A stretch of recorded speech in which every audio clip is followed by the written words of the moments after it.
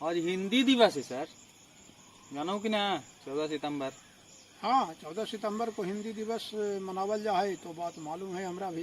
तो ई दिवस उवस जैसे मनावल जाए कोई चीज के प्रोत्साहन देवे लगी है ना, तो मतलब हिंदी तो कहा से कहूँ कि भले पूरा भारत में ना कहल जाए, लेकिन भारत के एक बहुत बड़ा भाग में बोलल जाए, है कि ना।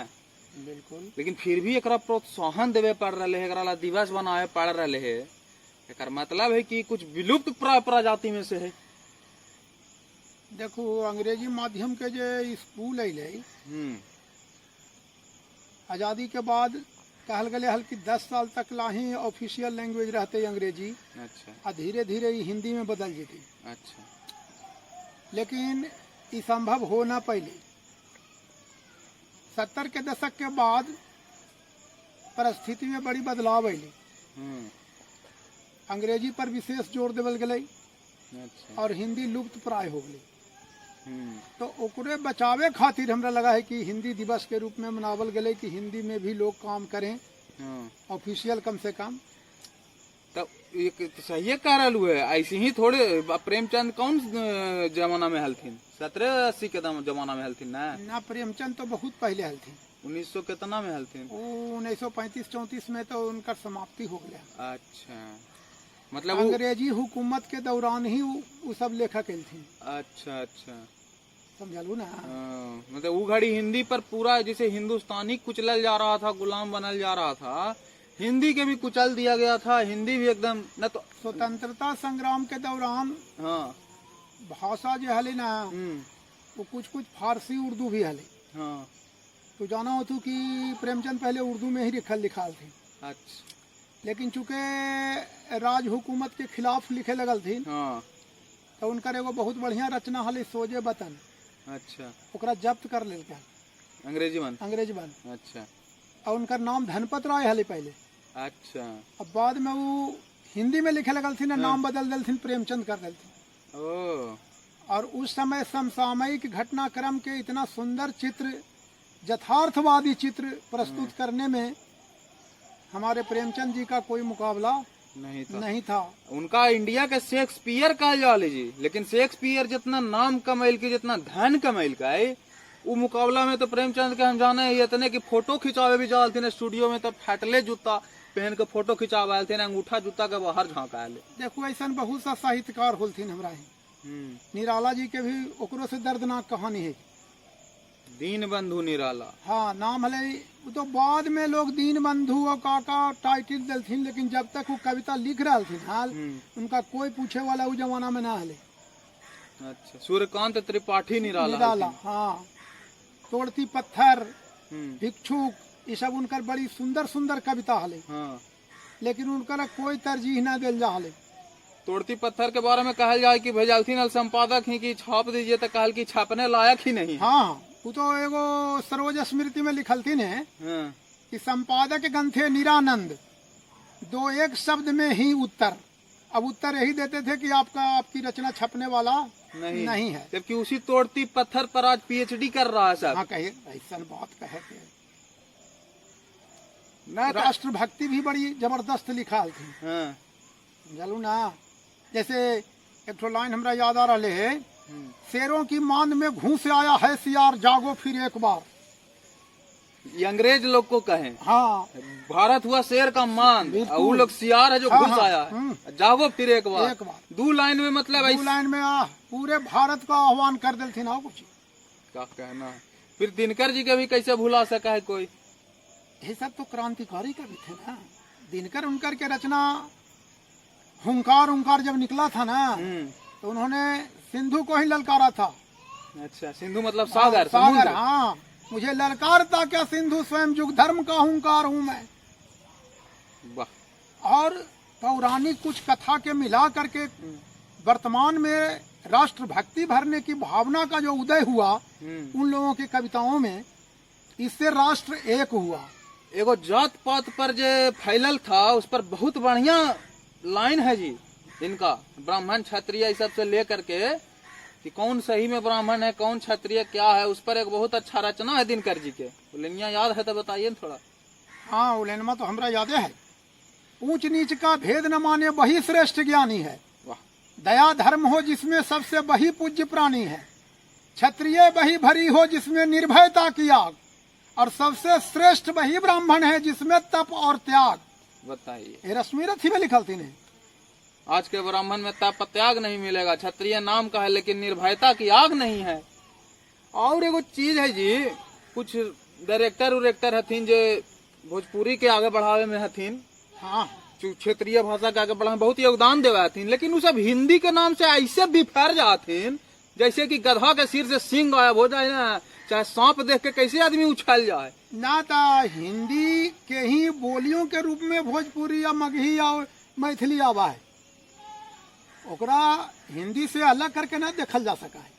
वो कहा थी ऐसे बोला थी लगे ना कि हिंदी जो है कि भोजपुरी के छाती पर मूंग डाल रहे है, चाहे बैठल है, ना, भोजपुरी के ना बढ़े दे रहे, मगही के ना बढ़े दे रहे। ऐसा कोई बात ना है हमरा समझ से। हिंदी तो बेचारी अपने उपेक्षित रहे जी। पश्चिमी हिंदी, पूर्वी हिंदी, हाँ, मराठी, हरियाणवी, ये सब हिंदी के ही बोली। और हिंदी बड़ी अच्छी भाषा है।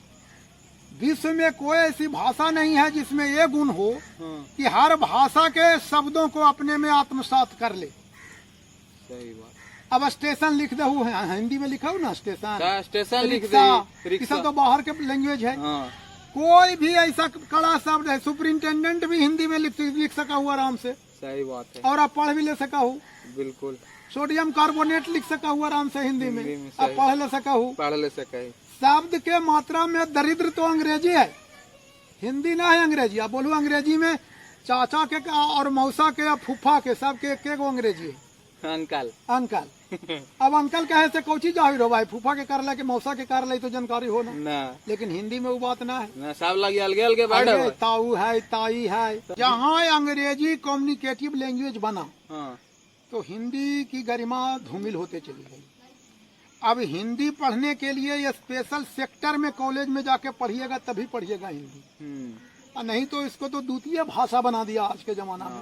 प्राथमिक भाषा हिंदी नहीं रही। अब सीबीएसई के जला प्रकोप है सगरो, देखो। सीबीएसई आईसीएसई के प्रकोप है अंग्रेजी बोल समझावा है कि उस सब बोर्ड जो का कहलथिन ऑप्शनल बना देलथिन हिंदी के।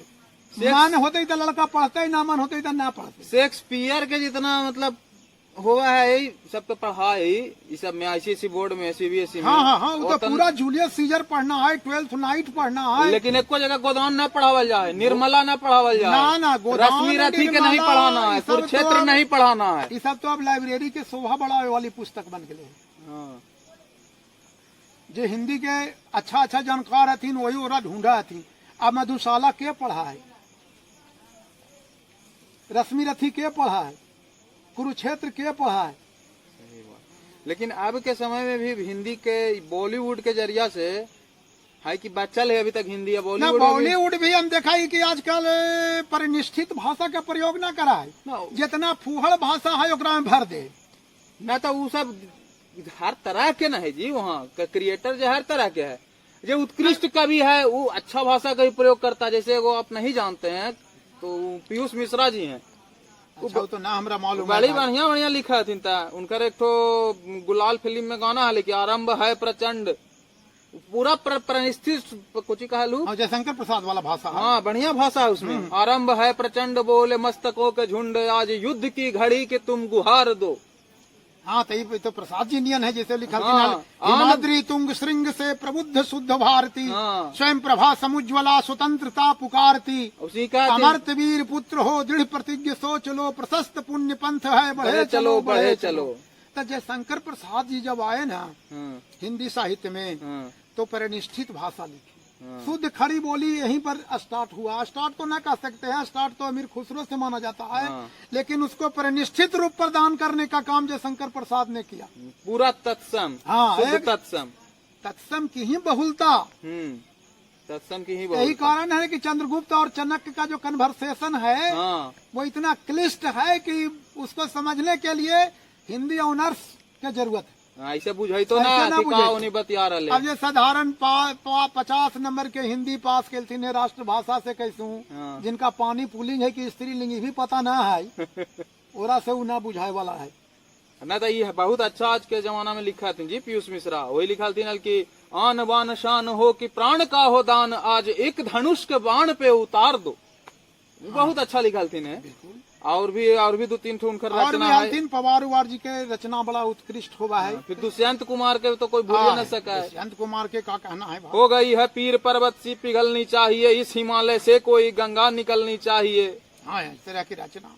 सिर्फ हंगामा खड़ा करना मेरा मकसद नहीं, पूरी कोशिश ये है कि सूरत बदलनी चाहिए। मेरे सीने में नहीं तो तेरे सीने में सही, हो कहीं भी आग लेकिन आग जलनी चाहिए, हो कहीं भी आग लेकिन आग जलनी चाहिए।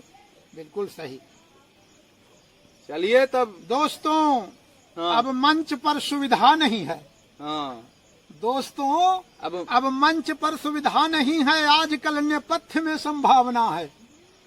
नेपथ्य समझा हो तो पर्दा हाँ, के पीछे। पर्दा के पीछे। हाँ, हर डगर पर इस कदर की जड़ बिछी है कि हर किसी का पांव घुटनों तक सना है। ये तो कहने का एकदम इस कटाक्ष है आज के परिवेश पे, बड़ी उतना जबरदस्त। भ्रष्टाचार पे। तो देखो, हर कोई भ्रष्टाचार में इतना ठेहुना तक डूबल है। साहित्य के कवियों का ये काम है कि राष्ट्र में घट रहे घटनाओं को ही उजागर करे, ताकि सत्तासीन लोग इस बात को समझें और दुरुस्त करने में आगे आए। लेकिन बात यही ना है कि आजकल के सत्तासीन लोग इतने न मूर्ख और बुड़बक होते हैं कि कभी की बात उन तक पहुंचती नहीं है। उनको खरा ठेठ भाषा में समझावे के जरूरी है कि तुम भ्रष्टाचारी हो। मंच पर सुविधा नहीं है कहने का यही मतलब है कि हम जब जाते हैं तुम्हारे पास काम के लिए तो तुम नहीं करोगे, वहाँ पे काम हमारा नहीं होगा। शास्त्री जी क्या लिखे थे? सुनिए ना, ऊपर पी जाते हैं जो पीने वाले हैं, हाँ, ताकते रह जाते हैं जो जीने वाले हैं। ऊपर पी जाते हैं जो पीने वाले हैं और ताकते रह जाते हैं जो जीने वाले हैं। मतलब नीचे किसी को मिलता नहीं है ना, किसी को नहीं मिलता है, ऊपर ही रह जाता है। वही ना है, मंच पर सुविधा नहीं है, नेपथ्य में संभावना है। नीचे से दीजिए रुपया चाहे पीछे से दीजिए रुपया, तक कुछ संभावना है, संभावना बनती हाँ, है कि आपका काम आगे बढ़ेगा। न तो रहिए झाल बजाइए और क्या। लोग के चाहिए कि कुछ ऐसा रिप्रेजेंटेशन दें कि लोगों में हिंदी के प्रति हाँ, जागरूकता फैले। जी जी, जरूर जरूर। लोग हिंदी को आगे बढ़ाने में अपना सहयोग करें। सही है। क्योंकि हिंदी के हिमायती गांधी जी भी हलथिन। हाँ, गांधी जी हालथिन, लेकिन उनका कुछ बुझाव है। कहलथिन कि हिंदी में कोई लिखने वाला रविंद्रनाथ टैगोर जैसा नहीं हुआ। निराला जी को सागल थी ना रविंद्रनाथ टैगोर के जब रविंद्रनाथ टैगोर कितना हिंदी लिखलथिन है ना, बहुत काम। रविंद्रनाथ टैगोर जैसा कोई कवि नहीं है, ऐसा बोले थे गांधी जी। तो निराला जी गुस्सा हो गए थे। हाँ जी। और निराला जी उसी समय अपनी रचना वरदे वीणा वादनी वरदे सुनाया खड़े। और गांधी जी को कहना पड़ा कि भाई हमको हिंदी की अच्छी जानकारी नहीं है। ये सब बात तो है ये। तब निराला जी के बेचारा के खाली बुलावा हले सब हो, पैसा वैसा ना दे जरी साजा, ये तो सब जानवे करे। चला ठीक हो, जय श्री राम। देखू वीडियो के और शेयर करू। थोड़ा लंबा हो गए है, जाना ही है, लेकिन हिंदी ऐसा चीजें है कि जरी सुन में ही समेटती ना। चला फिर रही वो कुछ बढ़िया टॉपिक पर अगला बार है। हिंदी दिवस के शुभकामनाएं सर के तरफ से, हमरो तरफ से। हाँ, सभी दर्शकों को हिंदी दिवस के अवसर पर मेरी शुभकामना है।